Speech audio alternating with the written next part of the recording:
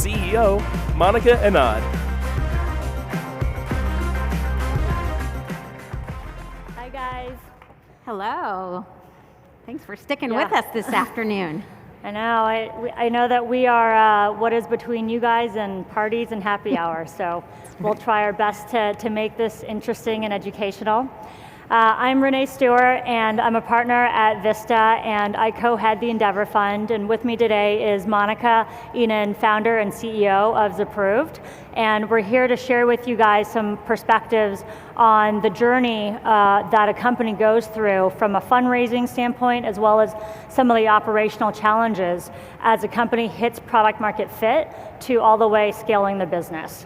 A little bit about myself. I've been a software investor for pretty much my entire career, and I grew up in the heart of Silicon Valley, and so I've seen kind of the ups and downs and ebbs and flows of what this great town has to offer over the last few decades.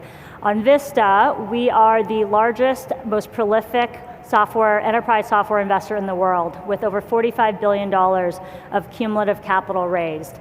And most people know us for some of our largest deals, like the Marketos and the MindBodies of the world, but we actually invest all the way down to the growth stage. So I co-head Vista's Growth Fund, which is a $500 million fund that partners with founders and CEOs who are running 5 to 20 million ARR businesses, and we provide the capital, the support, the tools, the knowledge to really help them grow to $50 to $100 million in a sustainable and predictable way. So with that, I'll let Monica introduce herself and share a little bit about Zapproved. Thank you so much, Renee. I'm so happy to be here. My name is Monica Enand, and I'm the founder and CEO of Zapproved. Zapproved works with corporate legal departments. We help them respond to litigation. In addition to being the CEO and founder of Zapproved, I have a few other activities. I'm really lucky to be part of a high-growth startup on the board of Auth0. It's an identity as a service company, actually in Bellevue. And I serve my local community in Portland, Oregon by being the chair of the board of the Technology Association of Oregon. So Monica, you have obviously taken a company from figuring out product market fit to now a company of scale. Can you walk us through a little bit of the fundraising journey from literally the first dollar that you raised to your most recent round? Yeah, we founded the company in 2008, which many of you who were around then know was a pretty difficult time to start a company. In some ways, I think it made us a stronger company, but the fundraising in 2008, 2009 was pretty difficult. So we decided to pick one thing, have it be non-discretionary spend, and litigation is typically a counter-recessionary phenomenon. In that recession, it actually did go down, but we decided to be the best at one thing in that litigation space. And we were able to raise angel funds in 2009. We raised $1 million in 2009 and used that to get some early traction with customers, kind of based on the first, say, 15, 20 customers. We're able to raise another angel round in 2010. That one was actually, the first angel round was tough, hard. I must have gotten rejected maybe 50 times, 100 times for every one small check that I got. Took a long time. Based on the success we had with the early traction, in 2010 raised $1.5 million, kind of more of a super angel round, got more expertise around the table, was able to get the founder of Battery Ventures, one of the first initial partners at Sequoia, also Steve Singh, who at the time was the CEO of Concur, great SaaS company. He's the CEO of Docker now, was also one of the sort of super angels, did larger chunks in that second round. And then, frankly, based on that, we hit cash flow break even, and we started growing organically and getting great traction with our customers, and kind of cruised for a while, just growing organically. In 2014, based on, we were sitting at a trade show actually in New York that we go to every year, and sitting with all of our customers back to back in meetings, and realizing that something had changed in the environment. We were serving the legal teams who were, frankly, they're late adopters. they were late to the cloud, late to software as a service, but they were starting to say, hey, we have cloud initiatives and we need to get more of we need to go with where the rest of the corporation is. And so based on that, sitting with kind of a couple hundred corporate customers, really high retention rates, good growth in our revenue, we decided to raise our first institutional round in 2014 and expand our product line. From 2014 to 2017, we actually spent time just getting traction, building out that product line and getting traction on the expanded product line. And then in 2017, actually partnered with Vista Equity Partners based on the success to really kind of say, okay, we've really hit, we have a larger market, we have a larger product offering to give to our customers, let's scale this thing. These days, there are just a plethora of options, financing options. There's angel, seed, there's venture, there's even venture debt, there's growth equity, there's private equity, there's so many options. How, and you've kind of raised capital from a lot of those different choices. What was that journey like, and how did it differ from, say, the venture to the private equity realm? Yeah, I've been lucky to be part of some great companies that have done, venture, at Auth0 we have Bessemer, Trinity, Meritech, Sapphire.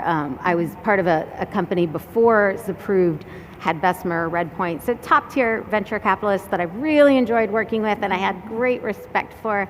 But when it came to Zapproved, I think it really depends on your business and your aspirations for the business.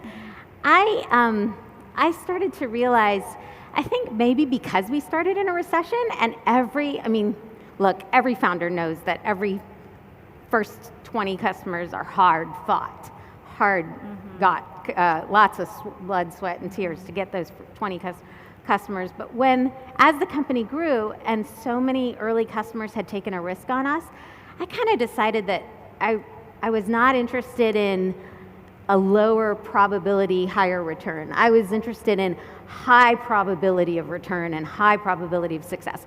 I personally am at a stage in my career, where I'm not going to do 10 more startups. And even then, I don't have a portfolio of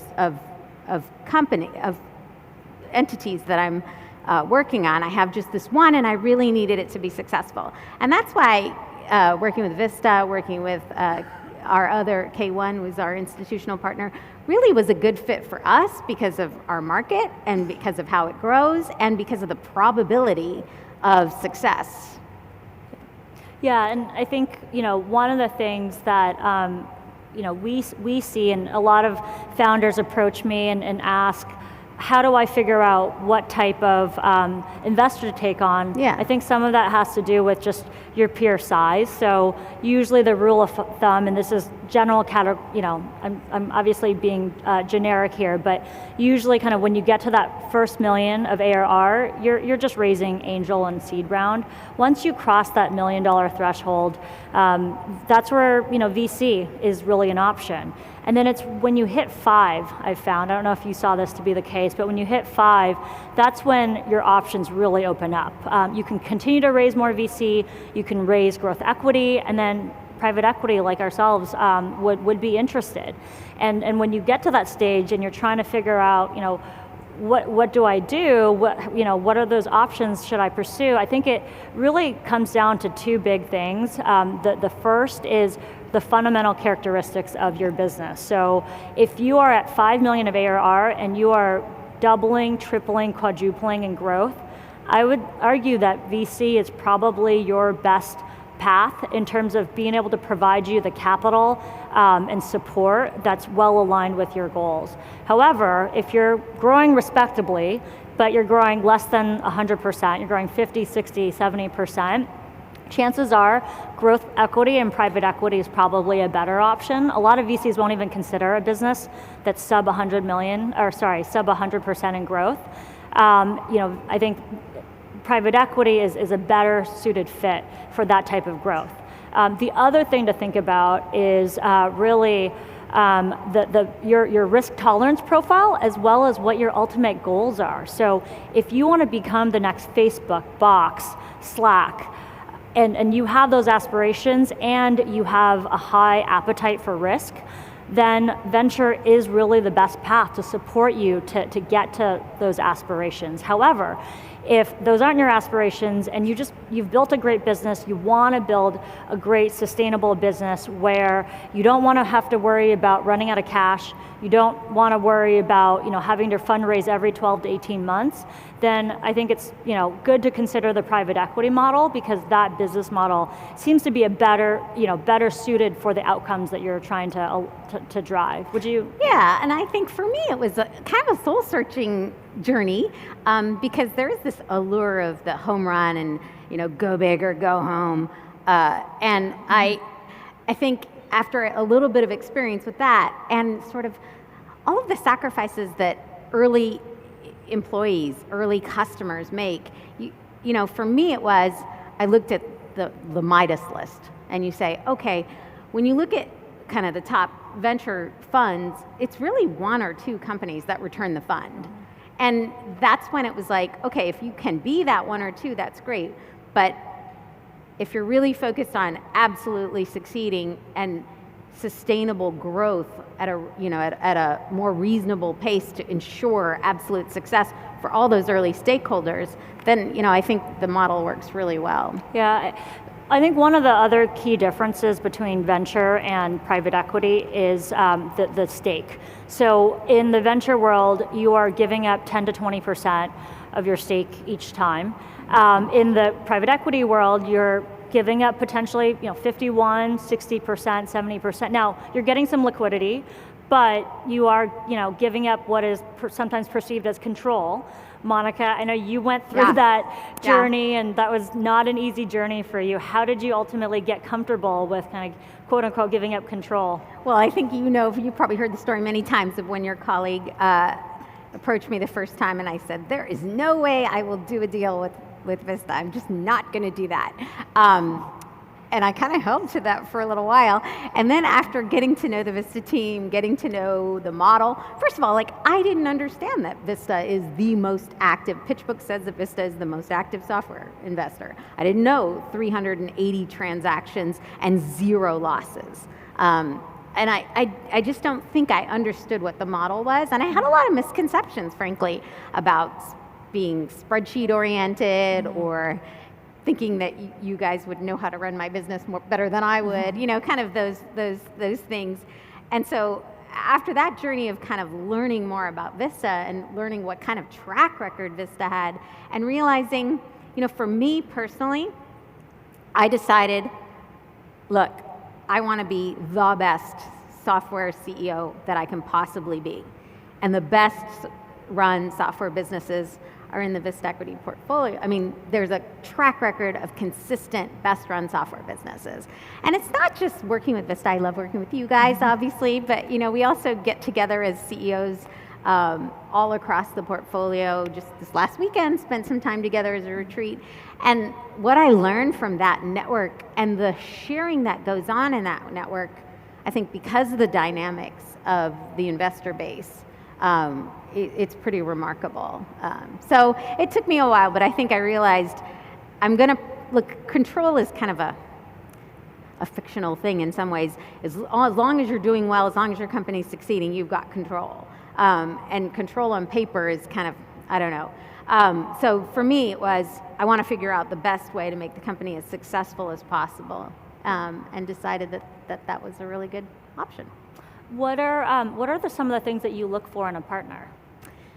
Yeah, I kind of talked about my misconceptions about Vista, but I really wanted somebody who was going to be able to be in the trenches. It's hard business, and I used to think that, that early stage stuff was really hard, and that scaling stuff, I mean, come on, lots of people do it, it's got to be easy. The truth is, it's hard at every stage, it never actually gets easier, and I wish someone would have told me that, although I probably wouldn't have listened. And I think having people that, when you're an early stage, you're kind of a unique snowflake because you have your own product and you're trying to find product market fit, and there's pricing and there's all kinds of competitive landscape dynamics that are unique to you. As you're trying to scale, a lot of the problems that software companies hit are not unique snowflake problems. They're really common, like as I talked to the other CEOs, even at the Vista retreat this past weekend, we're hitting all the same problems, and what they're trying to solve is the same. So I think I look for a partner with track record and some expertise and some willingness to roll up. If you were wearing sleeves, I know you would roll them up with me. You have on many occasions, and kind of be in the trenches and really kind of help me get through.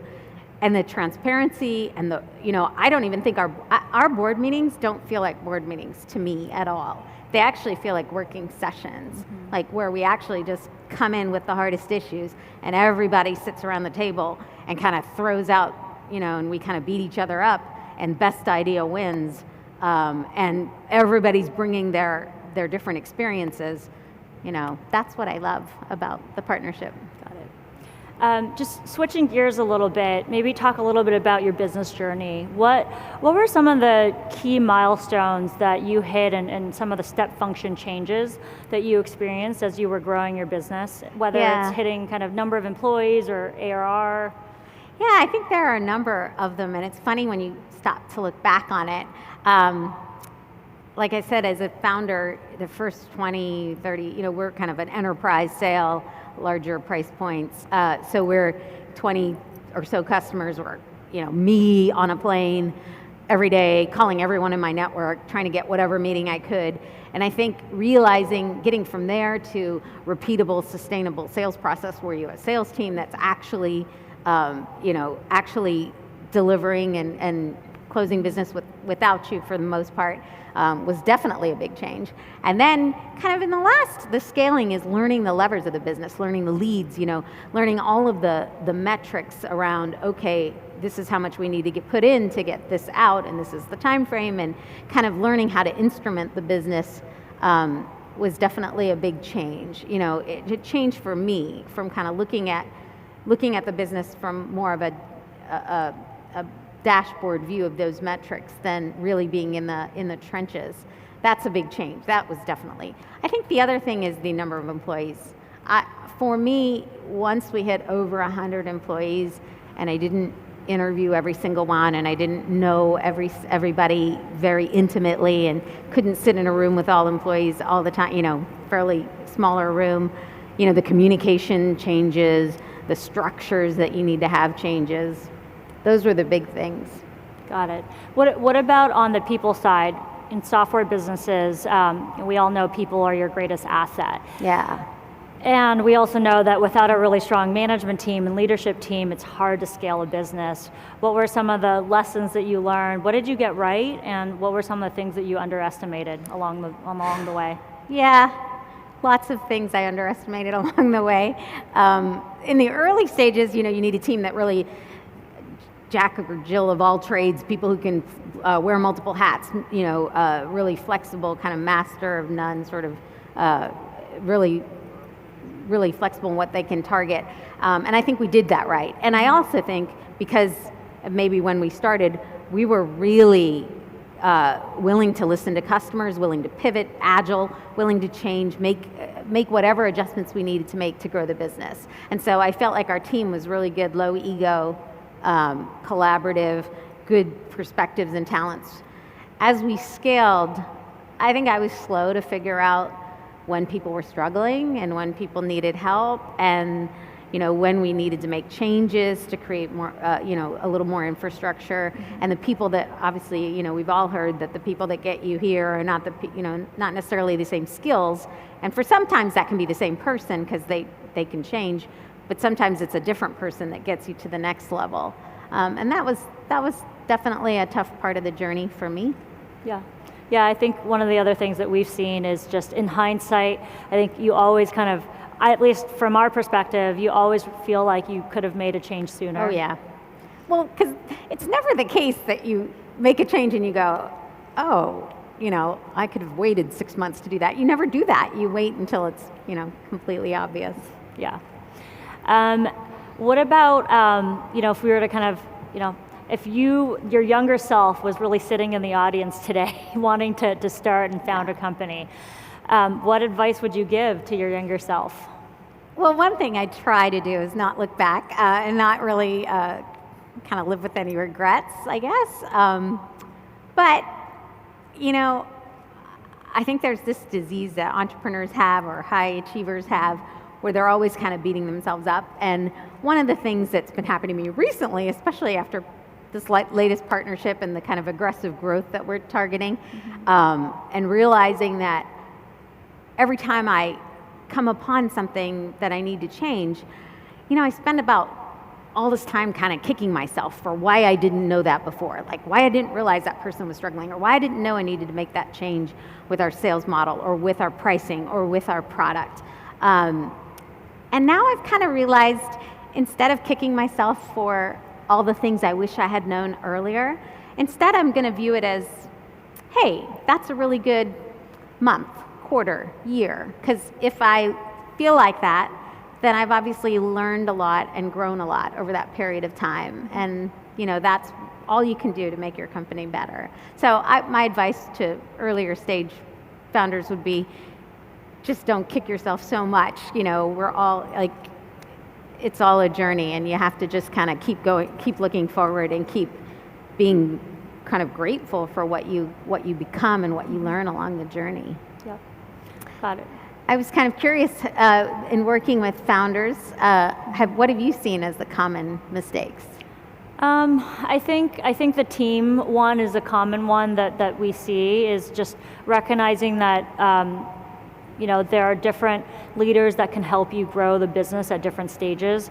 But the other one that I've seen is really just around being vigilant around having visibility on the metrics of your business and the key the KPIs essentially. And I feel like it's never too early to figure out the right metrics to track for your business, because ultimately the financial results are always lagging indicators. They are never the leading indicators. And instead, every business is a little bit different. There's probably overlap, but really taking the time to figure out what are the leading indicators, whether that's leads, whether that's your pipeline build, whether that is adoption, whether that's overall engagement. Those are going to really be the trails in the sand to help you figure out, is my business going and headed the right direction? And you can never do that early enough. That's definitely something I've learned from you guys. I think maybe because we started in 2008 and we were kind of capital efficient and just trying to survive until the next day, we didn't lay a lot of that infrastructure, especially around the finance and HR functions operationally. We were really focused on sales and product and marketing and not that kind of underlying infrastructure. And I think I've learned the hard way that I waited too long for that. Yeah. When you were raising, say, your first institutional capital, what kind of metrics and what characteristics did you feel like investors kind of dug into? It was kind of a funny experience, because in 2008, based on trying to raise angel capital and it being so difficult and thinking, gosh, no one will ever really invest, I kind of had this mindset. And then fast forward 5 years and we've got hundreds of logos. The logos are some of the biggest companies in the world. We've got legal, like I said, they're late adopters, not quick technology changers. So we actually have a really low churn rate. We have a high retention rate, and then growing pretty significantly, and a bigger opportunity with a segment of the business that hadn't been segment of the corporation that really hadn't gone through the same disruption that others had. I felt like the belle of the ball when I went out for institutional funding. I was like, God, I'm like the prettiest girl here. Everybody wants to, and it was really, what I realized was, why was that? It was all about for us, it was all about churn. We have a really low churn, and then we have negative, revenue churn, net churn, or net negative revenue churn. So we're able to grow our customers' business in the revenue side more than we lose them. So that, I think, really changed the dynamics of the conversations that I was able to have with institutional. I know when you guys are looking at companies, what are the main kind of characteristics that you're looking for? Yeah, because we are fundamentally a private equity business, we don't have the luxury of relying on that one or two successful investment that returns multiples of the fund. Instead, every one of our investments needs to be successful. I mean, we bat 1,000. And if we want to keep batting 1,000, that means we have to inherently invest in highly predictable businesses. And so for us, what highly predictable means is, I'd say, some quantitative things. It's recurring revenue, and for us, best in class of recurring revenue is greater than 90%, and you guys were north of that. The second metric that I focus on is churn, so it's really gross retention rates, and I consider best in class enterprise SaaS gross retention rates to be greater than 95%. You guys were greater than 95%. And then the last metric really is around unit economics. I know a lot of people out there look at LTV CAC ratios. That is an industry standard, great metric to look at. I think it's easy to play funny math sometimes with some of those numbers, and so I like to keep it simple. I focus on gross margins. Industry standard and best in class gross margins are over 80% fully loaded. And when you have greater than 80% gross margins, it really allows you to create operating leverage as you scale larger and larger. And you guys were close to 90% gross margin. So those are kind of the three quantitative metrics that I focus on. Qualitatively, there's kind of two core ones. The first is really product superiority. At this stage, you guys are disruptors, you're not the incumbents, and the only way you can disrupt or create a new category is to have product superiority. And then the second just comes down to team and the leader, ultimately. We like to partner and work with CEOs who are intellectually curious and who are life learners. So they kind of check their ego at the door, and they're here to learn and grow alongside us. And then the other piece is really people who can lead through change. As a growth business, you are going to go through so much change, good change, bad change, all of that change. And it's going to be very difficult to scale if you can't kind of lead a team and lead your entire company through the ups and downs of change. And, I think there is a kind of a misconception. You actually work with quite a few founders, don't you? I know that many people ask me when we did the Vista transaction, I got asked all the time, like, you're not still with the business, are you? You're not still operational. And I was like, heck yeah, this journey is just beginning. What are you talking about? This is kind of, the best is yet to come for Zapproved. And I want to be I want to be on this journey as long as I can, and as long as I'm serving the company. Is that what you find in most of your companies? Yeah, I would say we're here to back founders. We want to back passionate founders, and we want to provide them the support system, the tools. A lot of the founders we're working with are first-time CEOs. Yeah. And for first-time CEOs, this is the first time they've been on that journey. And so my advice for first-time CEOs is really take advantage of your network. Don't be afraid to ask lots of questions, ask your peers, find advisors, and then ultimately, find a partner, whether that's a VC partner, growth equity partner, or private equity partner that can really support you in that growth. All right, I think looks like DJ Lally is about to start the music on us. All right, I think it's time for you guys to party. Thank you so much for joining us. Thank you.